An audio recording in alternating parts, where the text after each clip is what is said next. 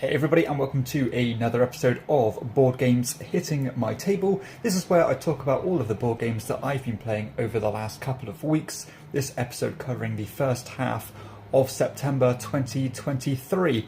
Now this is going to be a very quick video because I've only played 5 different games here due to me moving house, so I've not really had much time at all to play games, but now I'm settled. Hopefully the second half of the month will be different, and apologies for the lack of content coming out this first half of the month, but as I said, I have just moved house. Before I get started on these games, I want to give a shout out to the show's sponsor, KIENDA.co.uk, who are my go-to online retailer, and if you use the link in my show notes or the QR code, then you can get 5% off your first order. But let's get started on the games, and we'll start with a 2-player game of Arcadia. And I think all these games I've played in this episode have only been played at 2 players. But Arcadia, one of my favourite Rudiger Dawn games, and one of his least popular ones, to be honest. This one is a game that certainly isn't spoken about. And it was actually recommended to me by one of my viewers, and I'm very grateful for that because this has become one of my favourite abstract polyomino style games. So this one, you are basically managing this hand of cards which will dictate the tiles you can put down on a communal board here.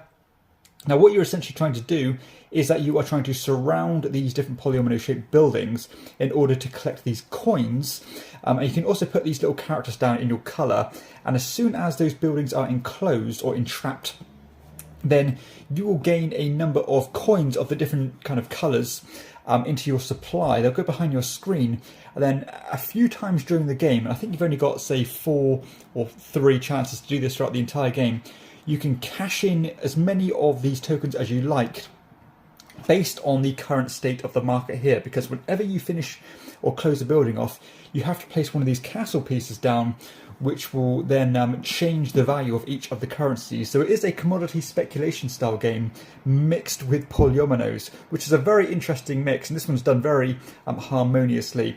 And we had a pretty tight game, at least towards the start, but then I started realising what my opponent was doing. I would hold on a little bit longer, collect more of that currency, increase the value of that currency, and then cash mine in. So therefore I knew for sure that my coins or my points were going to be more than my opponent's. So I did squeeze the win here, but it's a very enjoyable game. One of those ones where, you know, you always are leaving opportunities for your opponents. You've got to be as least helpful as you can to their aims and objectives. But a wonderful game, and if you can find a copy of this one out there and you like your abstract polyomino style games, Arcadia is one of the best. Now I also played a 2-player game of War Chest. So War Chest consistently hitting the table since I picked this one up.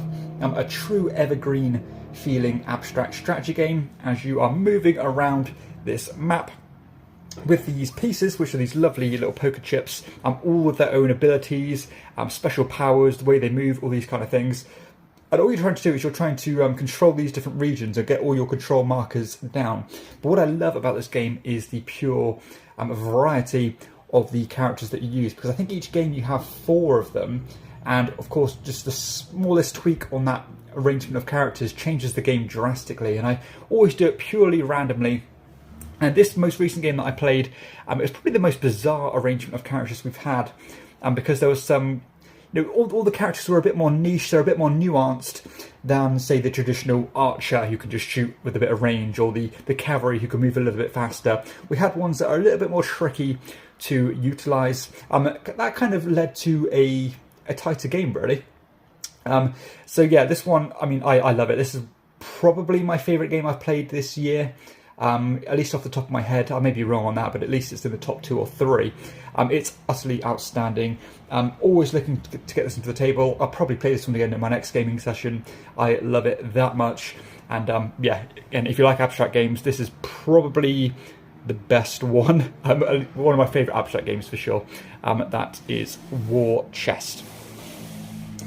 Let's stick with the abstracts then. We played a 2-player game of the classic Samurai by Reiner Knizia. Now my record up until this game I think was perfect. I don't think I've lost a single game of this, but in this most recent play I had, and I completely I had the the rug swept from under my feet through this special token you can use, which will move a couple of the pieces on the board. Now, what you're essentially trying to do here is that you are placing these control markers down to try and collect these different kind of black pieces on the board, depending on which version you have.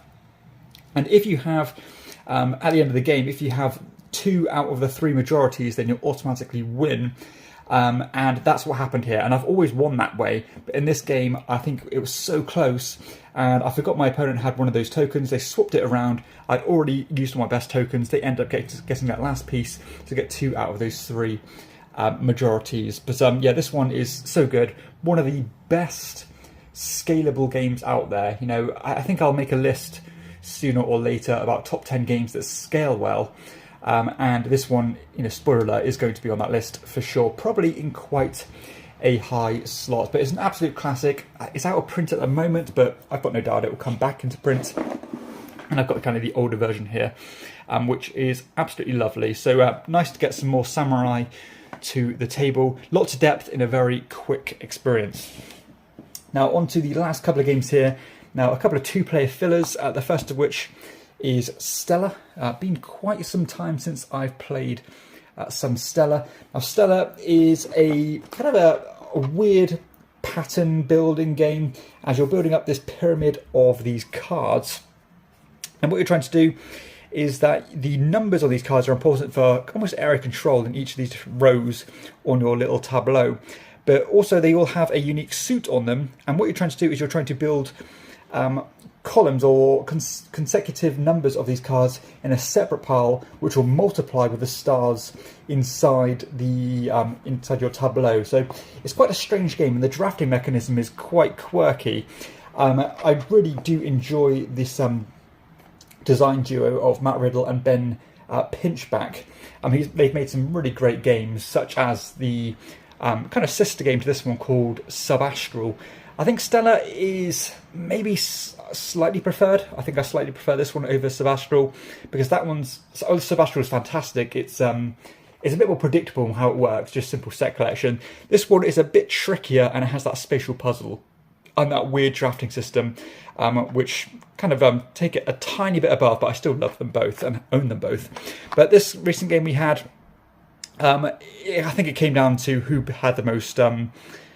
columns in it, you know, are the highest consecutive value of those cards. I managed to pick up a couple of these satellites, which are like wilds, and that gave me a bit of freedom to build up my best columns to squeeze me the win. But yeah, this one, a fantastic 2-player only game, one that seldom gets talked about. And the final game I'm talking about this episode is another 2-player kind of head-to-head dueling style game. This is Pinata. So Pinata looks very silly, kind of childish, but it's actually quite a mean little game, as you are managing this hand of cards, trying to build columns, and then you are essentially going to be competing over these different candies in the centre of the players. And basically the colour codes are important because they have to match the candies, and you can't play anything outside those kind of boundaries. But as soon as you finish playing your cards, you can start sabotaging your opponent's hand of cards. So it's kind of this rushing system, and you've got to be careful to spin those plates carefully so that your opponent can't just completely mess with you. I do like this game a lot. You really do have to be prepared to roll with the punches in terms of the luck of the card draws, and it can be frustrating at times because it is quite a competitive and cutthroat game. You know, when the cards aren't working for you, it can be, as I said, quite frustrating. But it's a nice one that's kind of faded into obscurity. I remember when I got into the hobby, this one was talked about a lot more than it is now. But I do think it holds up, and I think if you have a good catalogue of 2-player games, then you probably want this one in it.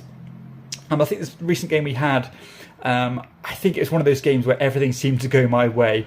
I had a good amount of cards coming into my hand.